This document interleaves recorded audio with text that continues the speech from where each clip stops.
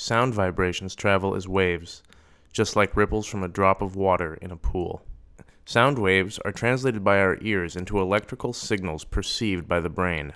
As with vision, positive early experience with sound is important in developing good hearing throughout the rest of life, an ability that is fundamental in the development of spoken language, of music, and our ability to safely navigate a complex and sometimes confusing world.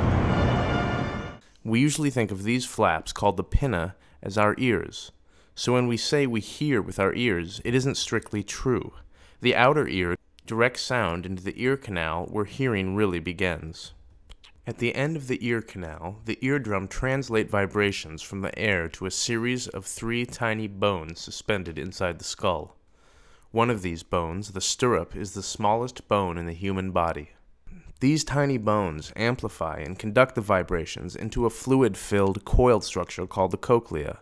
Inside the cochlea is a special membrane that responds differently to different pitches and sound waves. Exquisitely sensitive and delicate hair cells embedded in this membrane respond to the sound waves, translating the vibration energy into electrical signals. These signals travel through a nerve to the brain stem and then to the auditory area of the brain here in the temporal lobe. Hearing isn't just about being able to tell the difference between noise and silence. It's about being able to separate sounds from one another so important information can be understood. It's the brain that makes meaning from these electrical signals.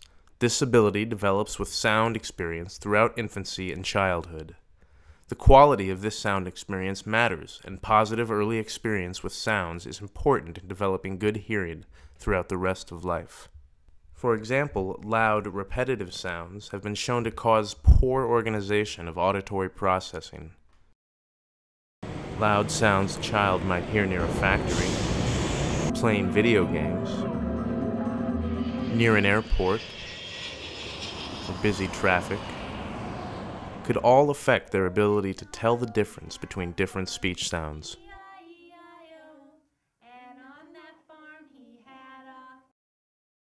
For example, between the B and the P sounds that would allow them to hear the difference between the words big and pig. So it is important to remember that a child's environment has a significant impact on the development of their hearing. Problems with hearing early in life can lead to significant problems later on, so it's important to identify and address these problems as early as possible. For example, ear infections are a common problem in young children. When the area surrounding the bones in the middle ear is infected, it becomes full of fluid. The pressure pushes on the eardrum, causing pain and reducing its sensitivity to sounds. Most ear infections are easy to treat, but multiple infections over a long period of time can cause speech development delays in children due to hearing loss. Because good hearing in early childhood is so important for normal speech development, a doctor may recommend surgery for some children with frequent ear infections. A temporary ventilation tube can be surgically inserted into the eardrum to normalize hearing. Some children are born with difficulty hearing. If the auditory nerve inside the cochlea is functional, a special device can be surgically implanted to restore hearing. The implants receive sounds from the environment and turn them into electrical signals the brain can understand. The age at which a deaf person receives a cochlear implant has a huge effect on how well their spoken language will develop. Most children who get an implant before the age of 3.5 develop normal speech. Only about half of the children who get these implants between the ages of 3.5 and 7 learn to speak normally. And almost no children who receive the implant after age 7 learn to speak normally, though they experience some hearing improvements. It's important to diagnose hearing loss as early as possible to allow parents to choose the best treatment option for their child, or perhaps to learn new communication skills. The early detection of hearing loss is so important that in some states a special hearing test is required within a few days of birth. This simple test uses an electrode to record the electrical response of the brainstem to a series of clicks delivered to the infant through headphones.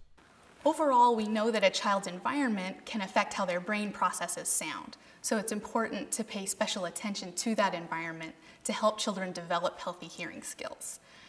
Problems with hearing early in life can lead to significant problems later on, so it's important to identify and address these problems as early as possible. Here are some things to remember. First, hearing problems need to be detected as early as possible.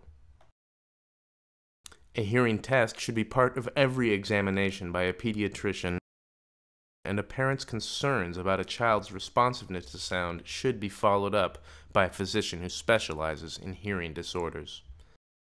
Second, parents can play an active role to protect a child's hearing. This means avoiding constant, repetitive sounds whenever possible is a good idea. It's too loud. You have to turn it down. Parents can talk to their children about protecting hearing. Finally, a parent can help a young child's brain make sense of sounds by playing rhyming games, identifying interesting sounds, Sky, do you hear the birds? Yes, Mommy. and by listening to and playing music. Good job.